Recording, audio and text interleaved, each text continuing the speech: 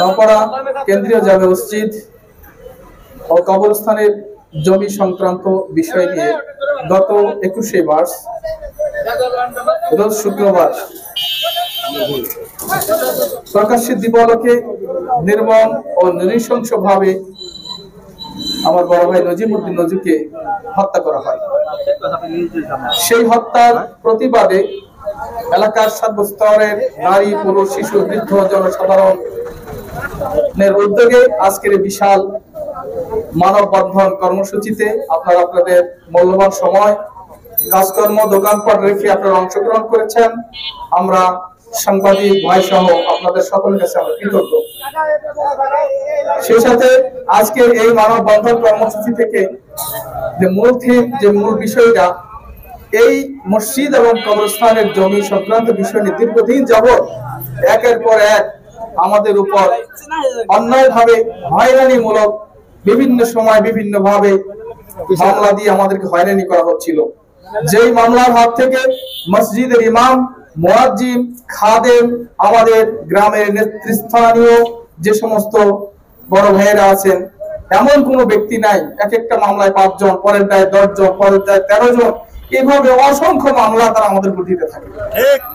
এই জমি সুষ্ঠু সমাধানের লক্ষ্যে শহীদ নজিমউদ্দিন ভাই, আমার ছোট ভাই আরিফুল ইসলাম, জাহাঙ্গীর ভাই, দুলাল ভাই এসেছিলেন একটা সুষ্ঠু সমাধানের জন্য।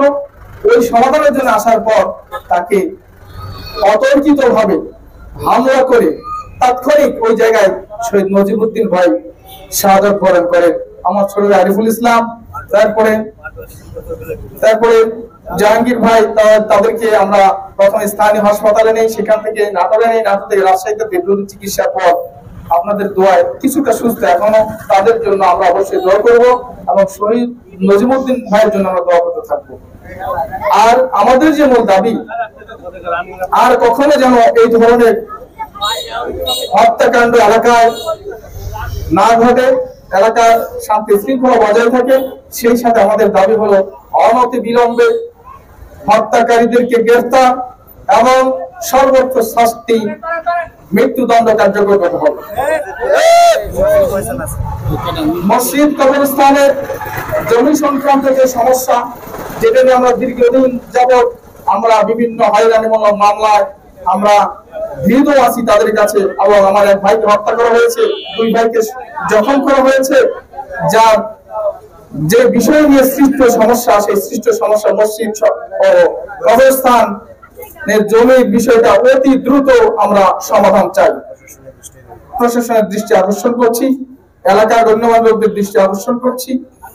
3 নম্বর দাবি হলো, যে গোরস্থান এবং মসজিদের জমি নিয়ে মসজিদের ইমাম, মুয়াজ্জিন, খাদেম সহ এলাকার নেতৃস্থানীয় সমস্ত ব্যক্তিবর্গকে একের পর এক মামলা দিয়ে জর্জরিত করছেন, হয়রানি করতেছেন, আমরা অতি দ্রুত সময়ের মধ্যে সমস্ত মিথ্যা বানোয়াট মামলা প্রত্যাহার চাই। আমরা একটি কথা না বললে না, আজকে গত 21শে মার্চ নির্মমভাবে হত্যাকৃত নজিব ভাইয়ের আসামি হত্যাকারী যারা আছেন, তারা এখনো পর্যন্ত আমার মনে হয় প্রশাসনের দৃষ্টিতে তা পড়ছে না, নাকি প্রশাসন নীরব ভূমিকা পালন করছে, এটা আমরা বুঝতে পারছি না। আমরা প্রশাসনের কাছে দাবি রাখবো, অতি দ্রুত সময়ের মধ্যে তাদেরকে গ্রেফতার করে আমরা সেই নজিব ভাইয়ের রক্তের প্রতিদান এর একটা সুস্থ সমাধান চাই, এবং এলাকার মাঝে শান্তি শৃঙ্খলা বজায় থাকবে এবং সুন্দর সুশৃঙ্খল ভাবে আমরা চলবো, এই আশা, এই কামনা ব্যক্ত করে আমি আমার সংক্ষিপ্ত আলোচনা শেষ করছি। আসসালামু আলাইকুম ওয়া রাহমাতুল্লাহ।